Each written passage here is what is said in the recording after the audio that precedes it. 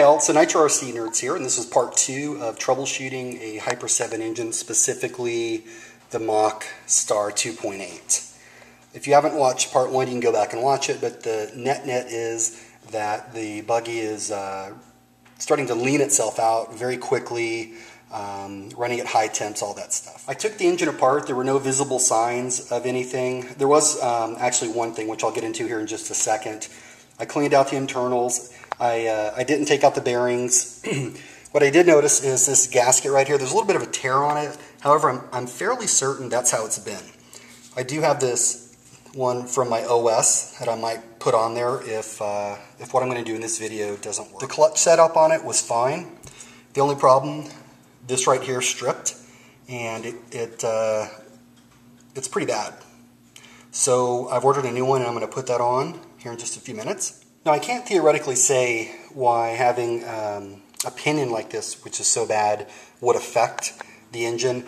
My only thought on it, I guess, is just if it's not making good contact and it's struggling to run, then the temps go up and all of that. So regardless if this is the problem or not, it needs to be replaced. The other thing of interest that I noticed when I took apart the engine was that the shim was actually below the cooling head.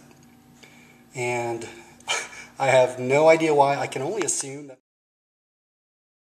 the last time I took the engine apart, I didn't put it back properly, and so consequently it was actually sitting on top of the button head. So you might be thinking, oh, well, there's your reason.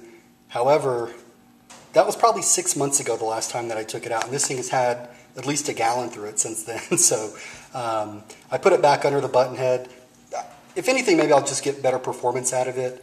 Again, I don't know a whole lot about these engines, but I have played with head shims quite a bit, and I know that they're very, very finicky. So I was surprised that it was really even running. So, but anyways, I'm going to go ahead and throw the clutch bell on, and then let's see how we do. All right, so I got the clutch bell on. Actually, I went ahead and just got a Proline 13 tooth, which is the same here.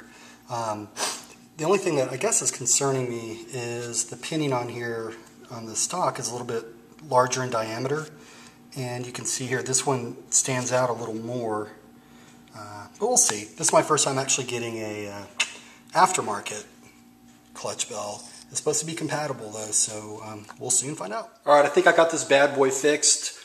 Just took it out running and everything was okay. I still haven't tuned it. Temps were in the 240 range, 250, but this engine's always run a little bit hot. Other than that, I don't care. I mean, temperatures are very, very important, but at the same time, I'm just going to go by what I see and what I hear. And if I happen to pop it, then I pop it and I'll put a new engine in. But right now, I'm pretty happy with the results. Let's take a look. Also, it turns out that the ProTech clutch bell I got is not listed as being compatible with this. However, I was able to fit it in. I got the gear mesh good. The only thing that bothers me, and this is not the bell problem, but it's okay. I've got just a little bit of play, maybe a millimeter. However, when I first did the mesh on this, I had probably half that. I didn't thread lock the screws.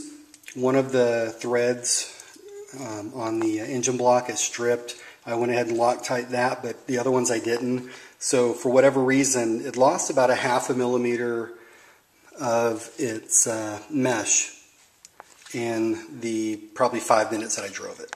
This engine has always kind of been a little bit of a pain in the butt to set the mesh on, but I'm going to just set it back and then thread lock all of the screws, and if for whatever reason I lose the mesh again, then I'll start looking at other avenues. But as mentioned, for now it looks pretty good. Let's go ahead and take a look at some runs before I tune it.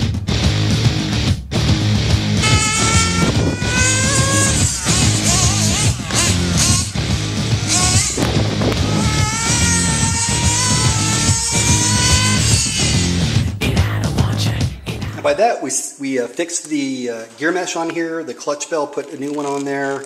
That obviously helped a lot. Rebuilt the engine, cleaned out the internals, fixed the head shim, properly placed it below the button head. And more importantly, we set the needles back to stock settings and retuned it.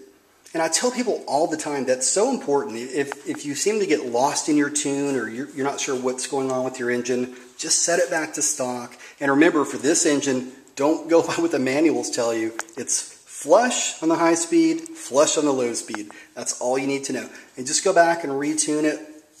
I didn't do any video, but I also rebuilt the link setup on it.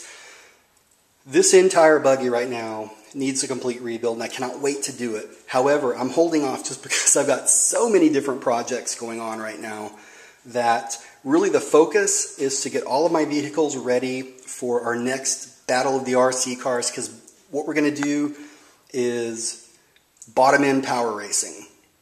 And that's going to be on asphalt as well. So we're going to do bottom-end power racing for all of our cars. First up is going to be the Mugen versus the Exceed Forza. Then we're going to go to mid-range power, then top-end power. Again, that's all going to be on asphalt. However, once we get ready to take it off-road, do our obstacle courses and all that, that's when I'm going to have all of my vehicles locked and loaded and ready to go. With that, thanks so much for watching. If you guys have any questions about this engine or the Hyper 7 in any way, shape, or form, please do not hesitate whatsoever to reach out and ask. Again, we're no experts on this stuff, but we've worked with it a lot and we've learned a few things along the way, and I'm more than happy to help anyone out because, in my opinion, it's all about keeping people in the hobby, more specifically in the Nitro world. Thanks so much and have a great day. All right, so that's it. We ran it hard and the temps really never got over 240, 245, which is actually pretty much just about right for this engine here. So I'm very happy that finally we got this out of the way. Now, what was the panacea for this? In other words, what did it take for us to fix it? It's hard to say.